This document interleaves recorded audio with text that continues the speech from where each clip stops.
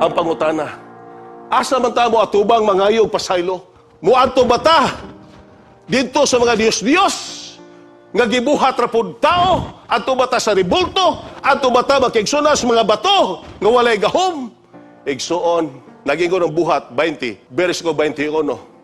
Nga nagpabatuod sa tubangan sa mga Diyo o sa mga Grigo mahitungod sa paghinulsol ngadto sa Dios o sa pagtuo diha sa atong Ginoong Hesus.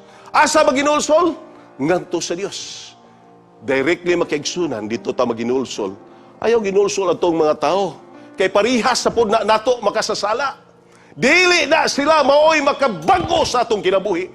Hinumduman na ninyo mga kaigsunan. Ang Diyos lamang ang naay katungod sa pagbago sa atong kinabuhi. Kumusta ka ikaw karon? Gusto ba ikaw magbago? Doon ka Ginoong Hesus igsuon.